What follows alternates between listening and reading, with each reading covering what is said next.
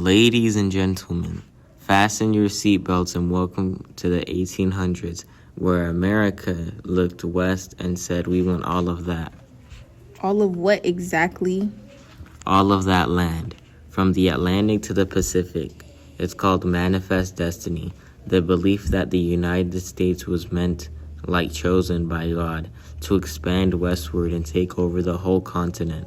It's like divine destiny written way before we were born. So basically God said we can't take it. That's the excuse? Exactly, you got it.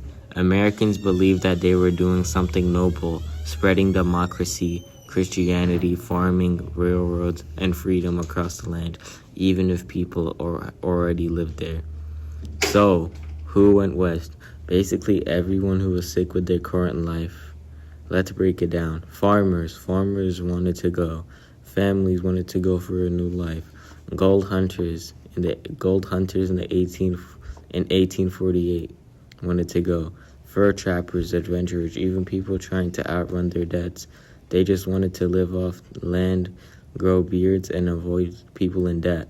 So yeah, whether it was for land, gold, freedom, or just a clean slate, people were heading west like it was the biggest trend of the century. Wow, what made it worth it? Well, there was a lot going on. The Homestead Act gave out land for free if you could farm it. The gold rush in 1849 made people dream of instant riches. Some were escaping poverty or overcrowded cities, and others believed it was their divine mission to bring civilization west. That's insane. How did they get there? Not an Uber or a flight for sure. They took the Oregon Trail, the original cross-country trip. Imagine ox-pulled wagons, dusty roads, and months of walking. With no coffee? Yep, just hope, dried awful tasting meat, and the occasional banjo. You would have perished. So, was it even safe, bro? Absolutely not. Let's look at the risks. Starvation, diseases like cholera and dysentery. That's horrible. Extreme weather, snow in the Rockies and heat in the desert. Accidents, wagons tripping, rivers flooding. Use your imagination here. Conflict with native tribes, who, by the way, already lived there. I would not survive 10 minutes. I get stressed when I lose Wi-Fi and can't use my Snapchat or TikTok. Definitely not for me. Now here's the truth bomb. That land, it wasn't empty. It belonged to Native American tribes and in places like Texas and Mexico.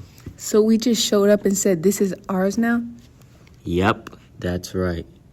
We did this through the Indian Removal Act, the Trail of Tears, the Mexican-American War, and let's not forget countless broken treaties.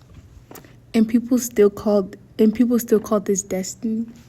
Yeah, it made America bigger and richer, but it also spread slavery into new territories, sparked moral debates, and led to major tensions between North and South. My understanding is that a lot of historians say it helped fuel the Civil War. Well, shoot, nobody told me Manifest Destiny came with a Civil War starter pack. So basically, Manifest Destiny was a road trip with no GPS, no decent snacks, and it had a whole lot of stolen land. Pretty much. But somehow we made it from sea to shining sea. Through the price, it was heavy. Not everyone got to manifest that dream. Yeehaw, I guess. And that's the story of how America grew west, fast, messy, and full of consequences.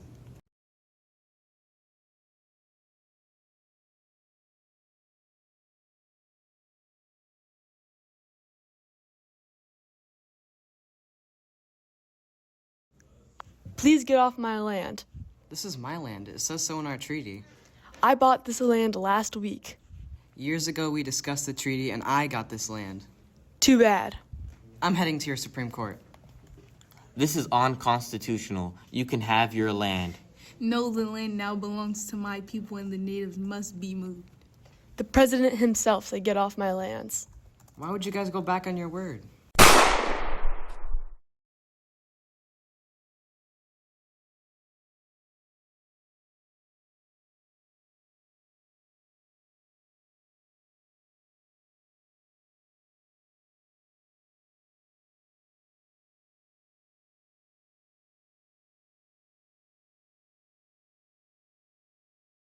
Yo, what up? Who are you? I am Andrew Jackson, Okay. and I'm gonna reshape America. Good luck with that. Congress signed the Indian Removal Act. You're going west. No thanks. We're just gonna. Ow! What the hell? You're just gonna get moved into Oklahoma. This is our territory now. Chop chop. You can't just do that. You're insane. I don't care what you think about me. Now scram, chump. All right. Is anyone here a doctor? Please. Hey, how about we make something called a Democratic Party? For what reason? To boost my ego, duh, and get more support for my election. The party will support farmers and workers rather than the rich citizens. It's pretty decentralized, too. Okay, well, John Adams is running again, and he's making something called a Republican Party, which is the opposite to yours. It's also centralized. Do I look like I care? He ain't winning. See, I'm already president again. I'm gonna invite everyone into the White House for a party. Hey, you can't do that. Yes, I can. I'm the president. Come on, everyone. Yeah! Oh, jeez. Hey, look at this federal law. Nah, we're staying. We think that's unconstitutional. No! Nullification is the act where any state can completely just reject or nullify a federal law put in place. Hi, I'm Larry Beaver. Due to the current uprising of nullification, there has been a lot of problems caused. Have you been affected by challenging federal authority, differences in state rights, different interpretations of the Constitution, or threats of secession? If you said yes to any of the following, call 5904 today at Larry Beaver's legal firm today. We need a national bank for real. Constitution does not mention a national bank. Thus, it is not allowed. The Constitution doesn't need to spell out every power. If it's not listed, it's not allowed. Constitution allows for things that are necessary and proper. If we don't have a national bank, we'll have problems facing instability and we'll have problems managing our money. States should have the power to tax businesses inside their border and give them a federal. Everything seems to be in order. That's a compromise we can make. Okay, well, they can't tax our big bank. What you've witnessed is the Maryland versus McCulloch case. This is the case between if Congress can make a national bank and if states like Maryland can tax that bank. In the end, the Supreme Court decided that Congress can make a bank and the states cannot tax it because the federal power is above state power. Everyone, we don't need to just do farming anymore. That's nice and all, but like, look at this cool engine I built due to the right of specialization. I love industrialization. With the new technology, they were able to get to their destination much quicker. And with the new machines and factories, they were able to revolutionize the industries in America. We can trade with other colonies now. We're finally moving past mercantilianism.